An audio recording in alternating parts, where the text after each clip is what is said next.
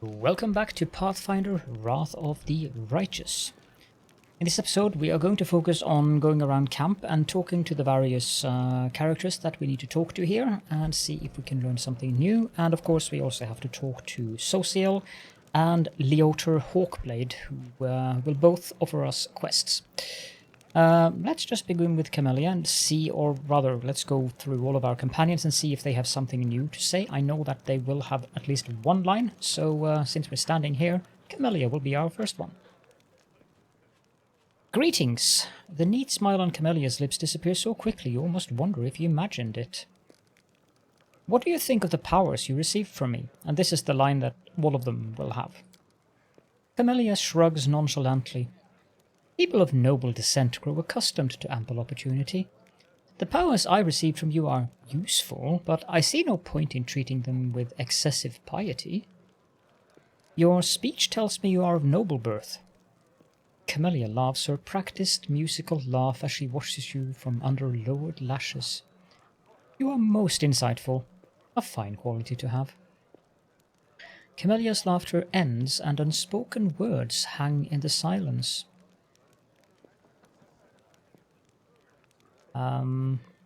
Still, no, I'm going to go with that one. Well, I suppose we all have our good and bad qualities. I wouldn't have pegged you as a philosopher. So, you're Horgus's daughter. You've discovered my most terrible secret. Father cares so much about the Gwyrm name that he raised me in our mansion, hiding me away from the whole world. I'll always be grateful to my father for everything he's done for me, even if Mendev society disapproves of some of his decisions. Would it be insolent of me to beg for your discretion regarding what you know about us? Camellia's words are polite, but her tone grows cold and sharp. Let us keep this as our little secret. I assure you, my father and I appreciate loyalty and decency, both for myself and my father. I thank you for your understanding. Then we have Horgus himself. Horgus Gwyrm has been expecting you, thumbs stuck in his belt. There you are. I've been waiting. As you see, I too have joined the Crusade. I don't know how to swing the sword, but war is costly and I have money. Besides, my intellect and business sense may prove useful even on the battlefield. Besides, I believe... Horgus shifts awkwardly from foot to foot. I believe I owe you an apology. The way I behaved was, rude, ill-mannered. You are an honest and honourable person. You have clawed your way up from the bottom of society to the title of Knight Commander, and you are friends with Queen Galfrey herself. Such persistence deserves respect. Horgus tilts his head in a brief acknowledgement of your merits. Please allow me to give you this magic amulet from my humble personal treasury to mark our future cooperation. Let me just grey this out. What is it like to live your entire life under someone else's name? We've seen that one too. Why have you decided to support the Crusades now? With all due respect, that's none of your business. I have my reasons.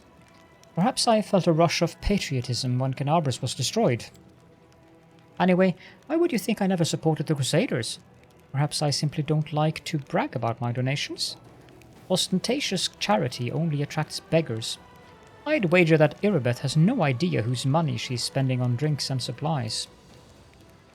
I'm not going to take that one. It doesn't ruin anything, but he'll get angry and it's just not necessary. Why did you hide the fact that Camellia is your daughter? Yeah, blah blah. How did Camellia's mother die? Horgus pierces you with a long, heavy stare. I'm not going to tell you about that. Some things ought to remain private. What can you tell me about Count Darren Arenday? The nobles of Canabras should be acquainted with each other, should they? Should they not? He is a brilliant young man with a brilliant pedigree, and that story of his? The nobility is the glue that keeps our society together. I suppose that is why demons so often choose their estates as primary targets. Who would notice the demons' bloody massacres if they only slaughtered poor country folk?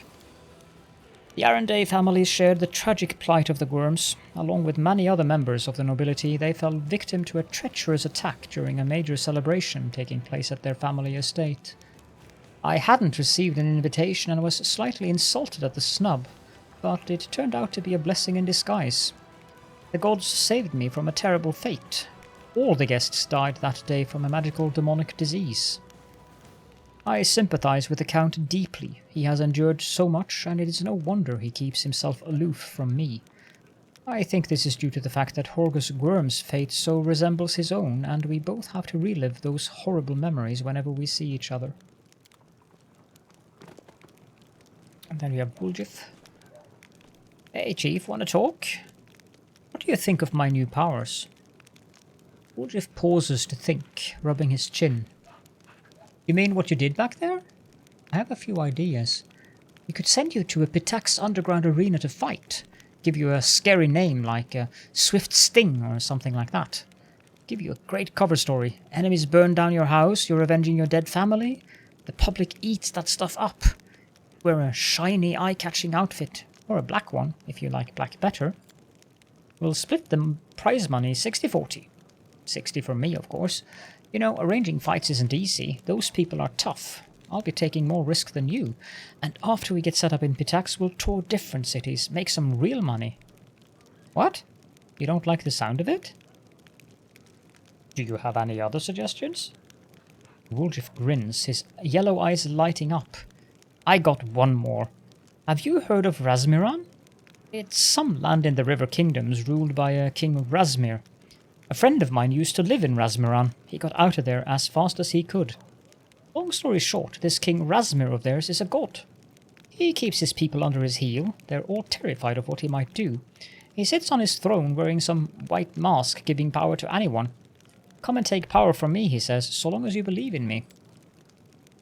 Buljif quickly checks that no one is eavesdropping. But that friend of mine, the one who fled, has a half-sister on his old man's side who's a cook in the castle, and a washerwoman who the cook plays cards with in their evenings told her a juicy rumour. Word is, Razmir isn't a real god at all, and he's got no powers. So here's my point. You do have powers. Pretty scary ones too. We'll find some shabby little kingdom. I'll start some rumours. You'll show off a few tricks to wow the locals, and that's it. We'll make you a deity. But first I want you to put it in writing that I'll be your chief advisor. I'm not doing anything just on the nod. I've been there. People promise you mountains of gold, and then when it comes to it, they're all, get lost, or I'll set the dogs on you. So, do you like the idea? You should be punished for your heretical thoughts. It's an interesting idea, but I need to think about it. Sure thing. Think about it. Just call me if you need me. We'll discuss it. Buljif is amusing. By the way,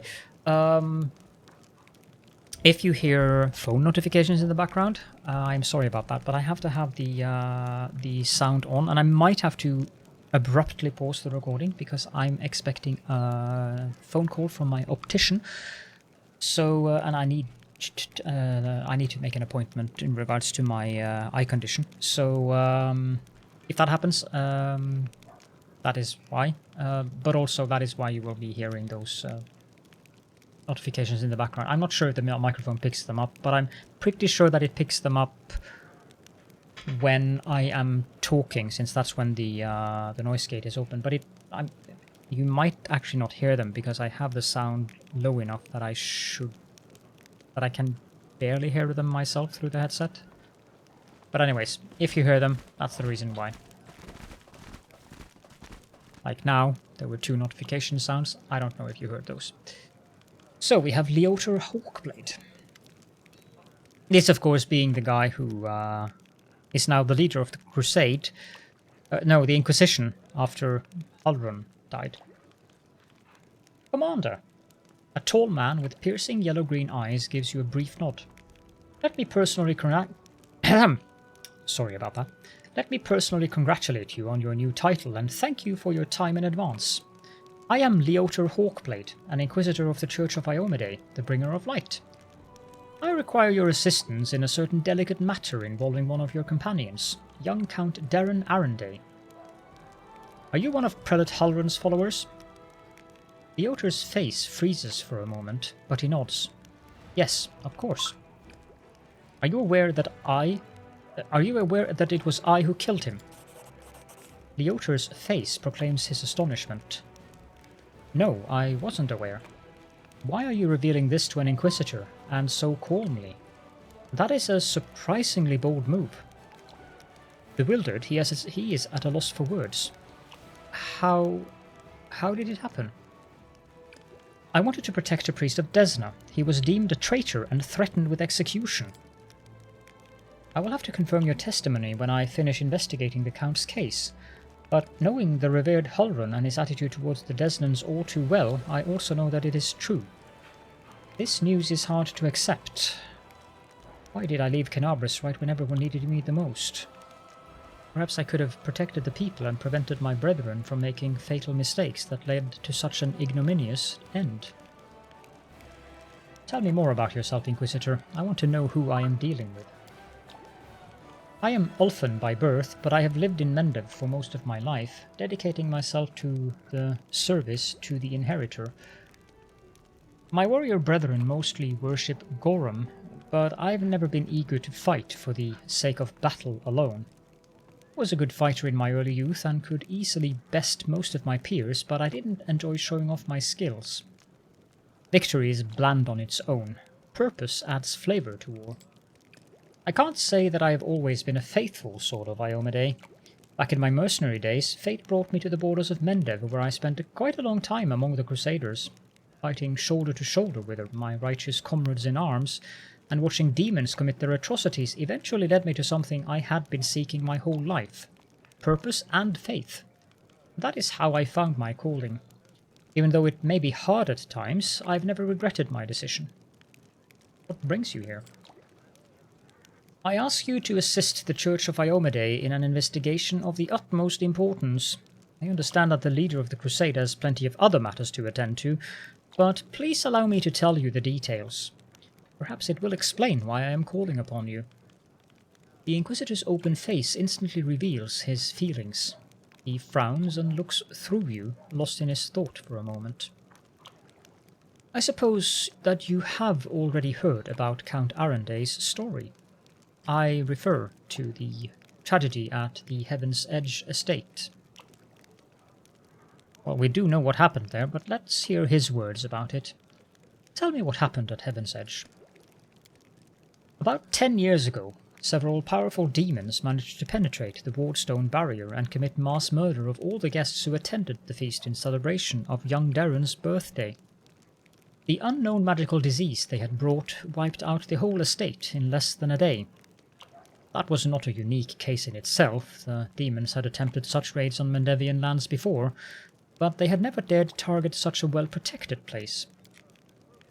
The Arenday family was exceptionally rich. The estate was protected by elite bodyguards, and there were several strong and righteous paladins among the guests. Moreover, the revered Nestrin, Darren's tutor, was one of the most powerful priests of Iomedae in the vicinity. All of them died, nonetheless, except for the young count, who had suddenly manifested his outstanding sacred healing powers. Was that a divine miracle or a curse? That remains to be seen. You're going to investigate this old case again, aren't you? Yes, I am. I have several reasons to doubt the widely shared account of what exactly happened at the estate and how it happened. You see, Commander, I was among those sent to examine the estate after the incident. I saw everything with my own eyes, and I still remember it clearly, even though it feels like it happened a lifetime ago. Heaven's Edge was a unique place that still carried the spirit of old Mendev.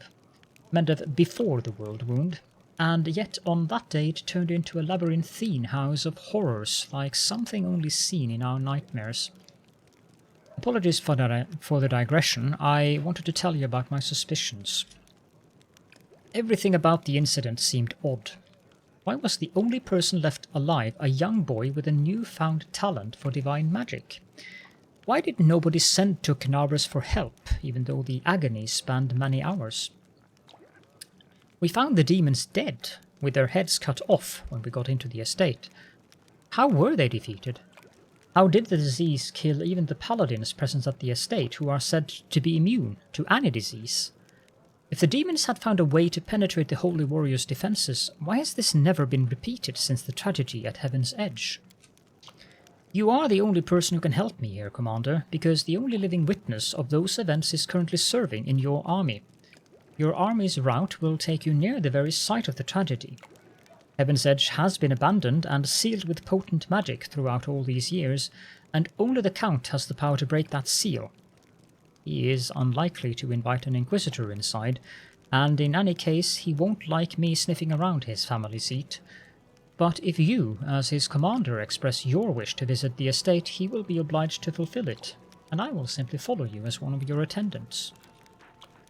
There are 100 ways, 1,000 paths, and a myriad loopholes in human lives that the forces of evil can use to their advantage. I'm not sure which one of those led the demons to the gates of Heaven's Edge, but I do know it was not a simple raid, the kind crusaders face every day. That incident involved a significantly more powerful entity, and that is why I am asking for your help. We cannot be sure that such a tragedy will not happen again until we uncover the truth. You have already been to the estate several times. What do you expect to find now? I was a young and inexperienced Inquisitor when I first visited Heaven's Edge 10 years ago. My skills have improved significantly since then, and I have paid dearly for that. Liotr makes a vague gesture, pointing at his scars. My arsenal includes many spells and techniques dedicated to gathering information about people and events. Almost all of them require me to be physically present in the place where the event in question happened. That is why I must return to Heaven's Edge. Can't you just search the estate yourself without involving me? Oh, yep. But the estate is abandoned and sealed with powerful containment enchantments that only the Count himself can lift. This is not the main reason, however. The main reason is that Count Arendé is not officially under investigation by the Inquisition, so I couldn't just break into his house even if I found a way to bypass the spells. This is a serious matter. Liotr frowns, a matter that threatens the reputation of the entire Church of Iomedae, and my own organization in particular. We made more than enough unforgivable mistakes during the Third Crusade, and are still dealing with their consequences. Your presence will give my investigation the necessary legitimacy, Commander, but there is more. In addition to getting official permission, I'd also like to bring an independent third-party investigator to this case. Someone independent, but well-respected. And you fit this role perfectly. Did you question Darren himself? I did, but the Count insisted he couldn't remember anything about the incident due to severe shock. He saw the demons at the very beginning when they appeared at the celebration to announce the onset of the plague and mock their victims. He also witnessed the death of his mother, Countess Siliana. That was all he would tell me. Liotr pauses. We had found the young Count sleeping like a log on the floor in one of the rear chambers, having drunk about half the family wine cellar all by himself. There is no reason to disbelieve him on that matter. So, you suspect that Darren is hiding something, that he is to blame for the tragedy? I deliberately refuse to entertain any theories or suspicions so that it doesn't affect the investigation. There is a saying among my colleagues that suspicion is the mother of prejudice, and prejudice is married to failure. I can only tell you that Count Arendé wasn't suffering from demonic possession, the most common malaise in our country at the time. Prelate Halloran himself examined the boy right after the tragedy, and he didn't sense anything awry with him. Fine, I will help you. What do you need me to do? Liotr bows his head to you with exceptional reverence. Thank you, Commander. Now, I ask you to speak to the Count and tell him that you wish to see Heaven's Edge. Please, do not inform him of my presence right away. I will join your escort when it is time to travel to the estate. When we get there, I will also require your help during the investigation. You will have to follow me, observing my actions as an independent witness. If you have any other questions, please feel free to ask me. I will remain here for a while. Just graying it out. I need a couple of minutes break, just for my throat's sake, so I shall pause the recording briefly. There we go. Handily enough, my optician called while I was away, so I could turn off the sound on my phone again. Okay, let's continue and have a chat. Where the heck are you going? Have a chat with Sosiel. Good afternoon, Commander. Thank you for finding the time to speak with me. A dark-skinned man with a friendly smile looks you right in the eye. He's clean-shaven, and his clothing and equipment are impeccable, from his shiny boots to his ironed collar. What did you want to talk about? I have a personal request. While we are still in the vicinity of Canabras, I'd like to visit the martyr Zacharias' cemetery nearby. I want to attend the funeral of my friends from the Temple of Shellin, who died defending the city. And if that isn't too much to ask, I'd like you to accompany me when I honor their memory. Their friends and relatives will be there. Who knows, perhaps the commander's own presence will be a small consolation for them. I know that you are burdened by many cares right now, so I understand if you can't find the time, but if you could, I would be sincerely grateful. Tell me about yourself. To be honest, I don't have much to tell. I had done little with life until I met you, but if you want to know anything, just ask. Where are you from? I am from Andoran. I grew up on the outskirts of Carpendon, a large, rich city surrounded by gardens and vineyards. Just imagine, miles and miles of greenery and fragrant orchards. Sosiel inhales with pleasure, as if he could still sense the aromas of his faraway homeland. My family had a small winery. I worked there from a young age. I pressed juice, did little carpentry, painted, and one day I discovered I could do more with paint than simply cover walls with it. There was a temple of Shellin nearby. My brother and I would often spend our days there, listening to music and enjoying the stained glass windows. As a boy, my brother decided to devote himself to serving the Eternal Rose. Our parents hoped that at least I would remain to run the family business, but... He makes an apologetic gesture and flashes a disarming smile. It can't be helped. The goddess called me too. It is all right. I have plenty of cousins, second cousins, and other relatives. When this war is over, I'll go back there and see how they're doing. So you're an artist? Eric smiles shyly. That's too grand a word for it, but yes, I love to paint, and I know how to. Of course, a crusade isn't the best place for art. What I managed to draw here is at best sketches. I hope, when this war is over, I will be able to turn them into real painting. Interesting. Too bad I don't know anything about art. Unfortunately, in this place and time, the art of war is more important. You are an expert in that, which means we may yet see a time when people in these lands carelessly paint, write books, and sing songs again. Instead of working as a craftsman, you decided to serve a deity. An interesting turn of fate. Sosiel nods with a smile. Some clerics are proud of their tender hands, which have never touched anything heavier than a brush. But there's nothing ugly about hard-earned calluses. Indeed, I should say that saving the world is easier with strong hands. The smile disappears from Sosiel's face and he looks down, adding, I'm sorry these hands couldn't save the people who died in Canabras. How did you end up in Canabras? A grim shadow falls over the cleric's face. I was hoping to find Trevor in the city. My brother. After my brother took his vows and was ordained a paladin of Shellin, he departed for the Crusade. He wrote home often about everything he saw, his battles, the people he helped. From his letters, I learned that he had joined the Eagle Watch in Canabras. But soon his letters became infrequent, and then they stopped altogether. We feared news of his death, but silence was our only answer. Not a word from him, or from his command, or his brothers in arms. Nothing.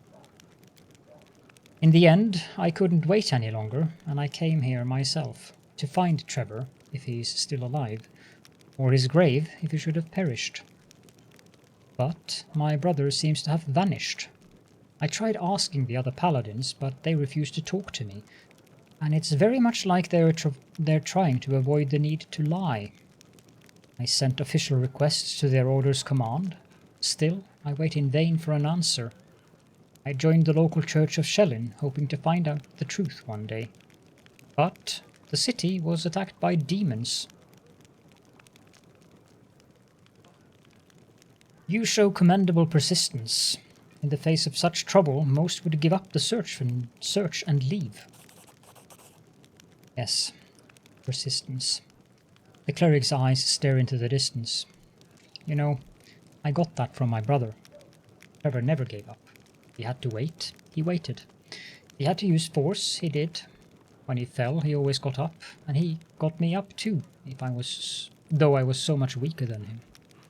I could never betray everything he taught me. How did you end up at the court of Queen Galfrey? The cleric looks down. When the city was attacked by demons, there was a hospital in our church. Every one of us was prepared to fight to the last to cover the evacuation, but our Mother Superior wouldn't let me join the fight. She sent me for help, and everyone who stayed was killed. Why did she choose me? Maybe it was because I was new, the youngest and least experienced of the clerics, and I wouldn't be much help in battle. Or maybe she was giving me a chance to survive while the rest of them bravely died. Shellin be my witness, I did not ask for this. I would be honored to lay my own head next to theirs. I ran to the closest Mandevian garrison. I don't know by what miracle I got there. There were demons all around and everything was on fire.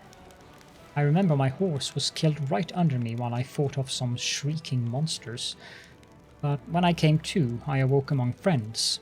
My first thought was that it must be a dream. In my delirium, Queen Galfrey herself was dressing my wounds. But it was true. It was the Queen herself, tending to a lowly warrior. That's how I ended up in her army. I marched with them back to Canabras, to the ruins. How do you manage to always look like you're on your way to a tea party, not a battle? Sosiel looks down, for a few moments searching in silence for the right words. At last he softly replies, "When I first got here, to the Worldwound, the word terror doesn't convey half of what I felt. The land here is maimed and mutilated, desecrated, but more frightening still is what the war does to people, to their bodies and souls. For every knight in shining armor, there are 100 warriors whose souls are maimed with fear, suffering, and cruelty. Many have forgotten why they are here, and now know only war. When there is a break in the fighting, they drink themselves into oblivion and wallow in the mud. They are rotting alive and don't even seek help. They gave up on themselves a long time ago." Sosiel looks you in the face, and you see the pain in his eyes. Don't misunderstand me. I do not condemn them. Quite the opposite. I want to help. And to do so, I must look after myself first. Not only to treat and support them, but to remind them that there is something else besides war. There is a normal world out there. A place where blood doesn't stain the ground and people don't sleep in trenches, and a place where, as you said, they even occasionally have tea parties. The cleric smiles, but his eyes seem sad. Under circumstances like these, everyone finds their own way to survive. Yes, everyone copes in their own way, or fails to cope. Unfortunately, not everyone can withstand this madness. The ones with the strength to endure this must help the ones who don't. What is a servant of the goddess of beauty doing in a war zone? I am doing what the goddess destined me for, keep our fighters safe. I am confident in our victory. The gods of good are on our side, so we cannot fail. But victory is not enough. I do whatever I can to help those who are holding off the forces of the Abyss so they may live long enough to see victory, without losing themselves along the way. Every one of our soldiers deserves a home where people love them and are waiting for their return. When our soldiers are finally able to go home, on that day I may earn the right to lay down my weapons forever. Your art is so touching. Perhaps I could pose for a portrait sometimes? Just you and me? Sosiel becomes flustered and struggles to find the right words. Finally he brings his emotions under control and offers you a smile. Of course. If only you'd allow, it would mean a lot to me. That would be absolutely wonderful. Thank you for telling me about yourself. Sosiel nods to you with a smile. Tell me about your brother. Trevor. He's always been my hero ever since we were children. I was a coward, always telling petty lies, always running away from danger. Trevor always ran toward it. He had this saying, an army stands until peace comes, a lie stands until the truth comes out. He never lied, never let injustice pass. Never. The cleric's voice trembles and breaks, and he shakes his head. He was 8 when he said he was going to be a paladin, and he always went toward that goal, day after day, never looking back. I remember the day he went off to fight. I thought, this is it. The war will finally end. Trevor will defeat all the demons and close the Worldwound. But Sosiel gestures helplessly. Thank you for talking to me. My pleasure.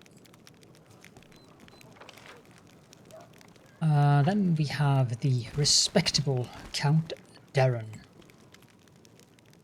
There you are. I would love to visit Heaven's Edge and see the Arendelle estate someday.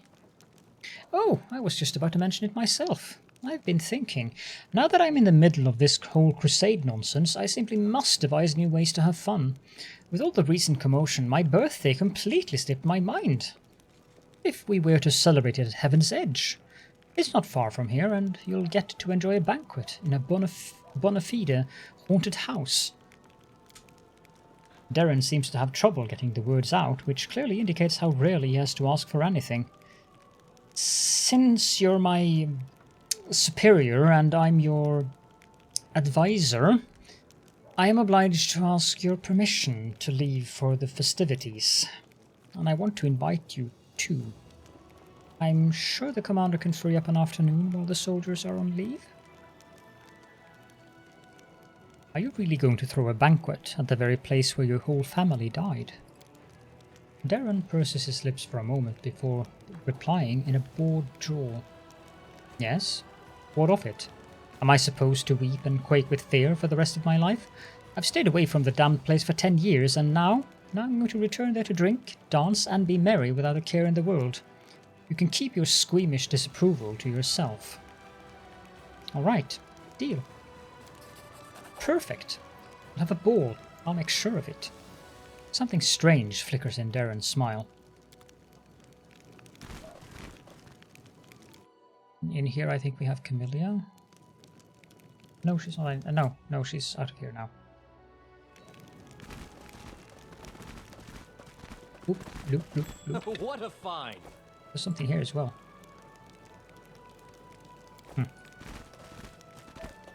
Sela here. Hello.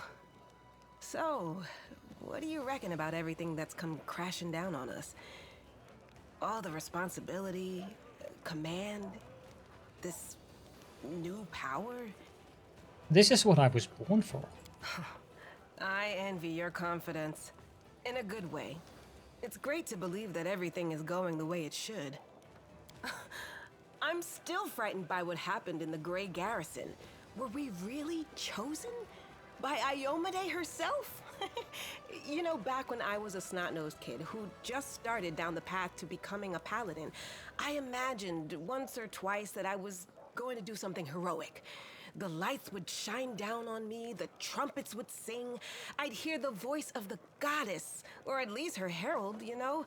I'd be informed that I had been chosen for a great cause. But that's the point where my imagination always failed me. Somehow, it really happened. Without all the trumpets or the herald or even anyone explaining what I had to do. Though it's clear as day, my place is here, in this demon-ridden wound. Quite a lovely war going on, in fact. Endless, I hear. I'm gonna need some time to wrap my head around this. Spare me an hour and I'll crawl into some dark corner and whine about my hard lot. What can I tell you? I cry easily.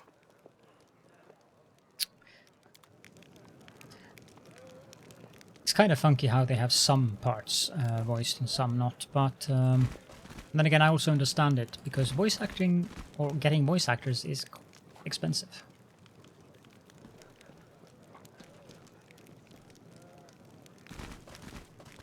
Okay, who is next? Lan is next.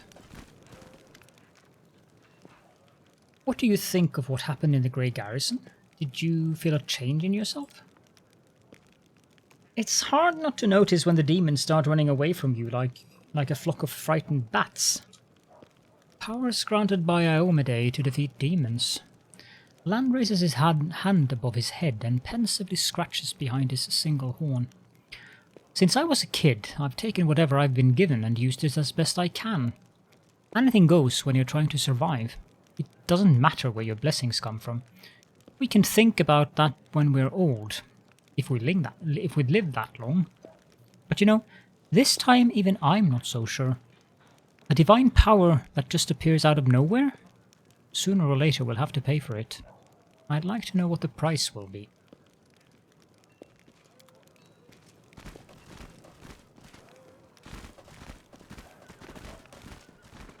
Interesting. What? Oh, there.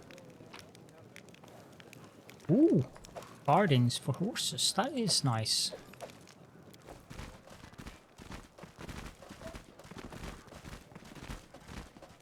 And our resident insane person.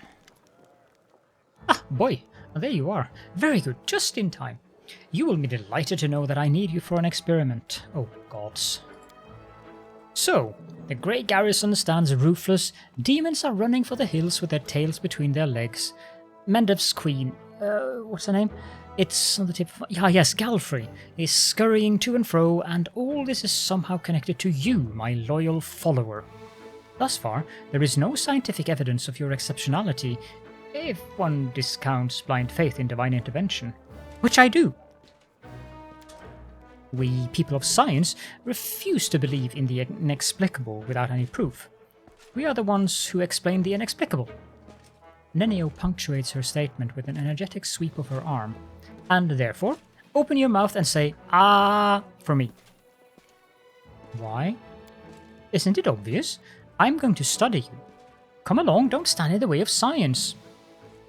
What does my mouth have to do with my new abilities? Perhaps there is no connection, or perhaps there is a direct connection. We'll never know unless we try to find out. I am not going to do that. Secretiveness. Being secretive implies you have secrets. Nenio stares at your mouth like a hunter staring at his prey. Do you have in there a blue tongue, blackened teeth, or can you breathe fire now? But I suppose we can postpone the visual examination for now. Imagine our hypothetical situation. You are a tree. 2 squirrels have found their way into your hollow and are now copulating there. What do you do? What is this nonsense? This nonsense, as you call it, is a unique methodology for detecting secret tendencies hidden in one's subconsciousness. It was developed by the greatest scientist of modern times. Now focus on the task at hand, if you please. I'm sure she refers to herself as that greatest scientist.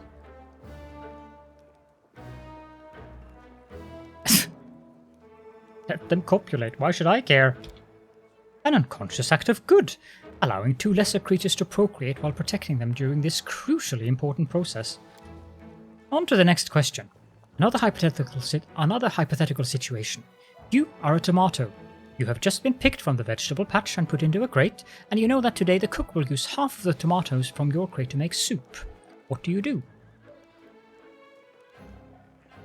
If I'm going to be eaten, then there's not much I can do. That's the fate of a tomato.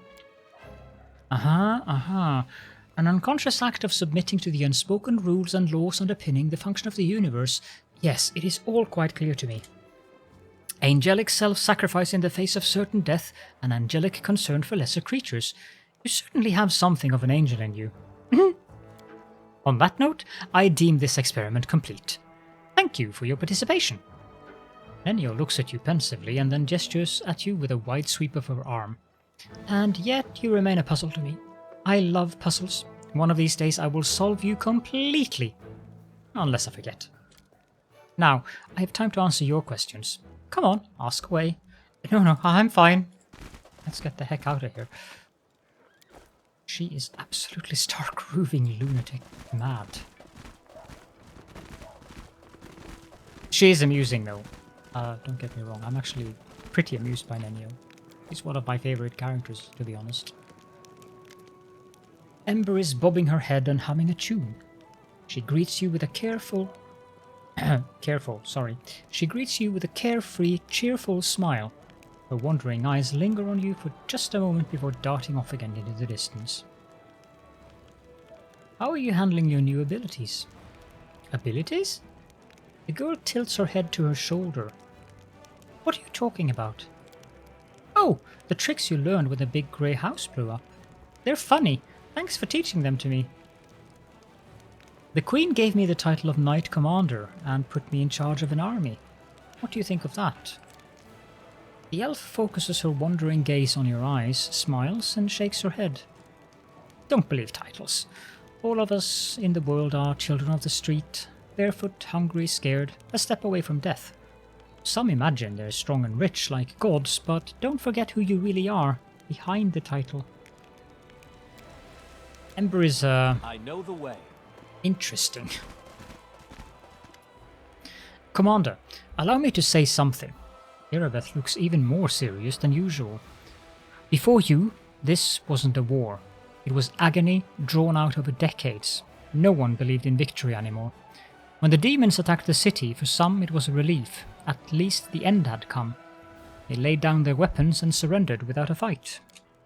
I felt the same thing, but I somehow got through on stubbornness and the vague hope that if nobody found Anivia's body, she might by some miracle have survived. And that miracle was you. You returned my beloved to me when I'd nearly lost all hope of seeing her alive again. Then you went on a suicide mission to the Grey Garrison and won the city back for us. You turned a defeat into a victory.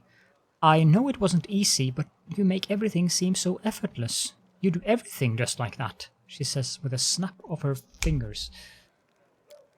The Queen believes in your powers too, but for me they're just more proof of what I felt that day when I saw Anivia alive standing next to you. You are the miracle we have been waiting for. You are the one who will finally put an end to this terrible war, and in spite of everything, deliver us the victory we so desperately need. With you, I'm sure this crusade will achieve what the others could not. I found a scabbard with your family name on it in the Grey Garrison.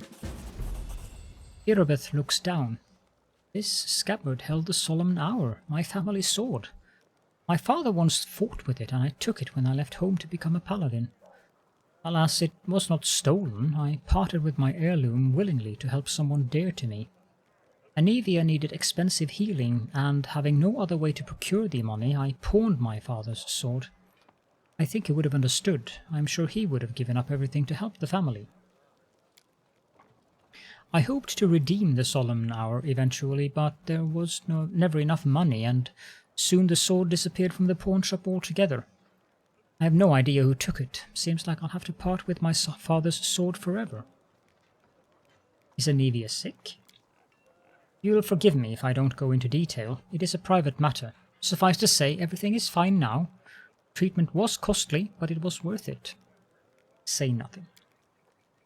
Irabeth lovingly traces the name imprinted in silver on the scabbard's leather. My parents were loyal servants, yet it wasn't enough to earn them a title or a coat of arms. Still, however humble our name might be, it is worth something. I don't know if I'll ever see this solemn hour again, but at least I have its scabbard back. Thank you. So it turns out that the Queen has her head of counterintelligence watching me. I wonder why. You think the Queen doesn't trust you? If that were true, she wouldn't have put you in charge of this army. My main task is to be your advisor until you've gained enough experience as a commander. As for counterintelligence, Anivia and I were tasked with keeping an eye on your inner circle, but you're not under suspicion, Commander. You're under our protection. We need reinforcements. Can you get us more soldiers? This is important to do if you do not do what I have done and outrageously cheat in armies. When we began the march on Dresden, we chose speed over numbers. If I order more volunteers to be recruited, they simply won't arrive in time. We could pay mages to deliver the troops to the camp, except I doubt that our army's coffers could afford it. If you can spare 7,500 gold coins, I will see to our reinforcements. So it's important that you do this if you want to play the actual crusade. I'm not going to. As you command. It is hard to believe that your origin is so humble. You deserve a noble title more than many who inherit them. Irabeth's cheeks blush a little. Thank you, Commander. It is an honor to hear that, especially from you. Every noble family begins somewhere. You must have heard the recent story from the stolen lands in the River Kingdom. Just imagine coming from nowhere and making it all the way to a royal crown in just a few years. Sometimes I wonder what would happen if I managed to distinguish myself somehow. But then I push away such unworthy, selfish thoughts, of course. We don't fight for rewards. The fate of the world is at stake. And yet... Irabeth's blush deepens, and she falls silent. I wonder how it looks when an orc, or a half-orc in her case, blushes. It's still red, or... Are there anyone else that I haven't talked to now?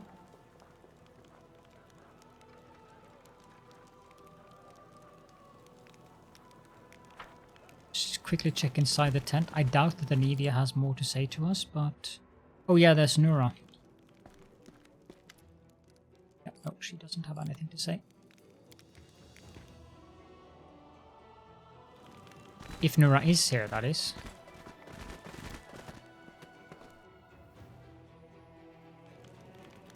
She is. Knight Commander, how can I help? There is much I can do, just ask. Nura looks at you with eyes filled with enthusiasm. She's holding a notebook and a traveler's inkwell. You've probably heard about... 2 seconds. Sorry about that. You've probably heard about the wound I have, the one that sometimes opens on my chest. Can you perhaps tell me if it is some kind of demonic curse? Yes, indeed, I have been told of your affliction. Nura appears at the center of your chest. Can you will the wound to open? No? That's a shame. What can you tell me about this wound? Well, it's difficult to say. I know of blades that leave never-healing cuts, of poisons that stop wounds from healing. I've heard of witches' curses that are rewarded with eternal wounds. Wounds that seem to reopen and heal over and over? Perhaps you know of other cases like this? Let's think. In 4671, a Mendevian army corporal had all his bones and cartilage turned into glass. In 4700, a scribe in Kenabres had all her skin simply come away like she'd been boiled. And in 4638... Oh! You don't happen to have insects crawling over you? Locusts? No? Rats, perhaps? Too bad. Nura looks at you with genuine regret. Do you think it's dangerous? It most likely is dangerous, but you are under the protection of Iomide, Commander. She granted you mythic power, as they say. Surely the Inheritor would not leave you to face this alone. Have you perhaps noticed that the wound opens at moments when you waver in your faith? Perhaps it is triggered by doubt. Frowning, Nura looks at you with sincere concern. Thank you for your answers. I'm sorry I couldn't tell you anything useful. I will be sure to study this matter and consult a few of my encyclopedias. Tell me about yourself.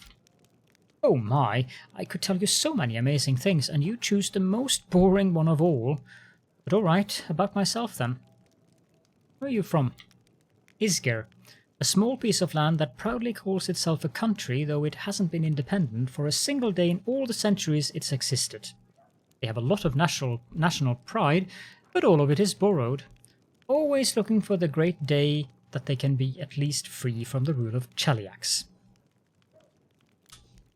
The Isgeri love talking politics. If two of them start bargaining over beats at the market, you can be sure that they'll end up arguing about whether an independent Isger will be a monarchy or a republic. I've always found it funny to listen to, and a little disgusting. You see, there are a lot of us halflings in the country, but very few are citizens. Most are slaves. I was lucky. I've always been clever ever since I was little, so they sent me to school instead of making me do the grunt work. They taught me to count and write, and I was sold as a secretary to Lord Axelar Tresbot. He is the one I left Isger with, never to return, I hope. How did you come to serve Queen Godfrey? I was a slave of Lord Axelar Tresbot in Isger, my homeland. Oh, what a man he was. He towered over his fellows like a rock over a garbage heap. A true hero. He bought me as a simple secretary, but he made me learn the history of the Worldwound. All of it, one volume after another. He hired tutors for me, even sent me to meet prominent historians. He didn't want a simple slave, but a slave with an impeccable education. Lord Tresbot was going on a crusade. He firmly believed that the servants of the good gods were weak, and only a follower of Asmodeus could stand against the demon invasion. That's the god of hell, where the devils who are lawful evil reside, demons being chaotic evil. He took me along as a secretary, a historian, and most importantly, he entrusted me with recording his glorious story for future generations. In his crusade, Lord Tresbot performed many brave feats, but even he could not stand against the Worldwound alone. In his final battle with the demons, when my lord realized he was doomed, his final act was to cover my retreat, so that I could tell the world of his great deeds. Some people have said that what he did was not heroic, just an arrogant moron puffing himself up one last time, but I say curse their tongues. My difficult journey ended in Mendev, where I found my freedom. There I published Lord Tresbot's biography, and I don't want to boast, but who am I kidding? Of course I do. The book sold in great numbers, and it made me rather famous for a time. That's what brought me to the Queen's attention. She invited me to her court. After all, she was curious about my deceased lord, and she was in great need of an expert on the history of the Worldwound. I hope you'll find me useful as well. So, you're not just a historian, but a writer too. Will you write a book about my crusade? Why not? As soon as we finish off the demons, I'll get right to it. Just take care that you don't end up like Lord Tresbot. Do you worship any deity? He makes a wry face. When I was a slave in Isger, they would beat me with a stick to force me into believing in Asmodeus. They hit me and said it was for my own good. Ever since then, I don't like temples. I realized there are different gods, like Desna or Caden, who teach goodness and freedom. But it's just, as soon as I smell frankincense, I see the slave driver's stick. Maybe one day I'll be able to turn to a deity without cringing from a blow for not being reverent enough. But for now, I let others pray for me. Nura's smile trembles and collapses. Nura sounds sincere, but you feel that she's holding something back. Thank you for your answers, but you should ask me about something more interesting. Tell me the history of the Worldwound. Oh, I could talk about that for hours! What exactly would you want to know? Tell me about old Sarkoris. It was an unforgiving country inhabited by numerous tribes of Kelid barbarians. Imagine Numeria, but without the Metal Mountains or the realm of the Mammoth Lords, but with a milder climate. That's Sarkoris.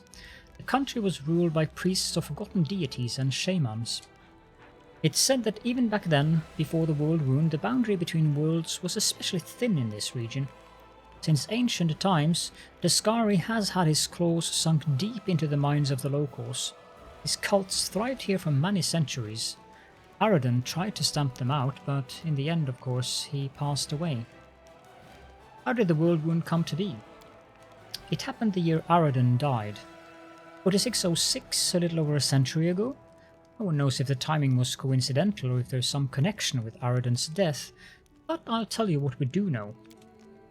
The priests and shamans who ruled Sarkoris hated arcane magic and all who practiced it. Wizards and sorcerers were driven from the land or worse. One of their prisons held a witch named Arilu Vorlesh. We know nothing about her besides her name and of course the atrocities she committed. By some unknown method she managed to harness the terrible power of the demon lord Discari. Together they tore open the barrier between worlds, opening a rift to the abyss in the very middle of Sarkoris. The Worldwound slowly but mercilessly expanded, devouring more and more land. In a matter of years, Sarkoris was a memory. After a moment of silence, Nura adds softly, "Sometimes I think what did they do to Arilu in that prison? Just imagine, she was ready to give herself to the abyss. If only the demons might devour her torturers along with her. To imagine such hatred terrifies me." Tell me about the First Crusade. It began in 4622. Yes, it took the church and the secular authorities nearly 2 decades and hundreds of thousands of lives before they decided to take action. In the meantime, Sarkoris was only supported by handfuls of volunteers. By the time the crusade began, the demons had already invaded Mendev.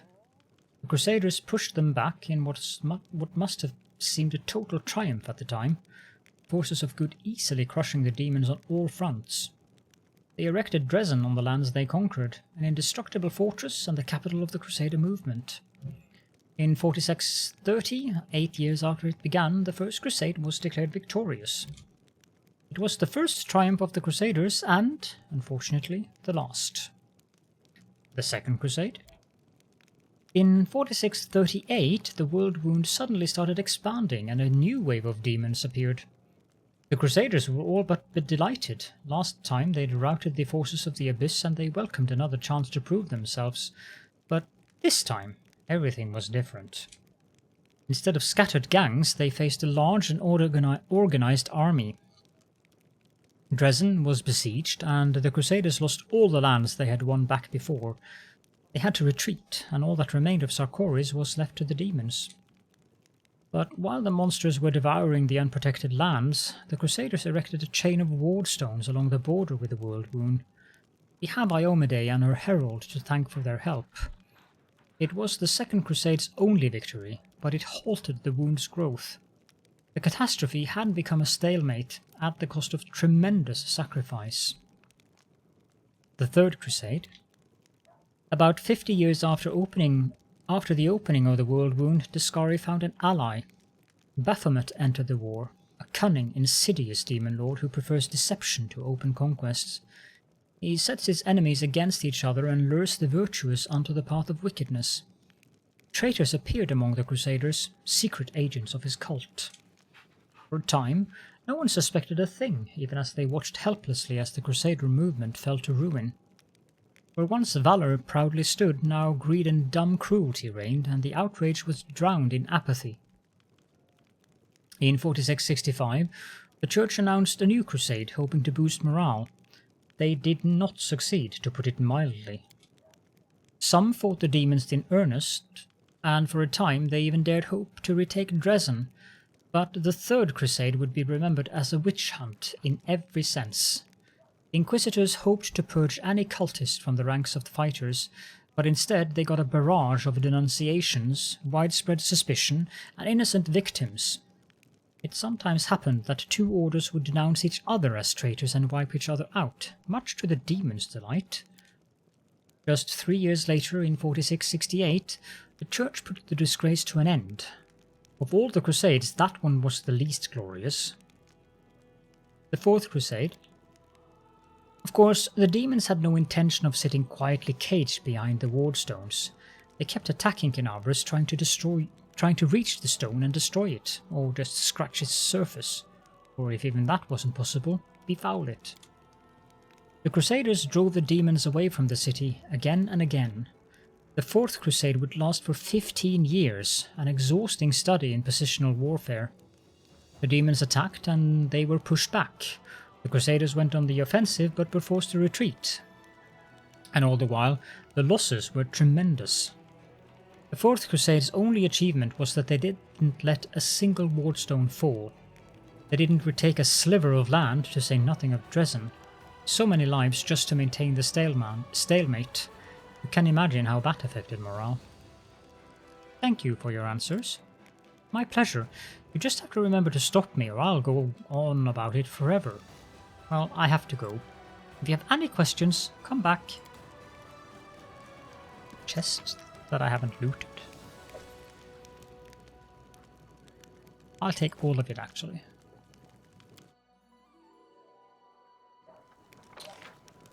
And with that... No, there is still one character we have to talk to. Jernau. Oh, he's already gone, is he? Okay, then we don't have to talk to him. He's probably left for Winter's Creek? Winter's Chill? Yep, he has. So, with that out of the way, Follow my lead. we have the mission that we need to do. I need to set up Sosiel's spellbook, but I can do that off camera because we need to bring him with us instead of Darren, since the first place we're going to go is the graveyard of the martyr Zacharias, as he wanted us to do that. So yeah, if you do have any questions and or comments, then please do feel free to leave those in the comment section. And with that, thank you all so very much for joining me. I hope that you enjoyed this episode as well, and I hope to see you all in the next one.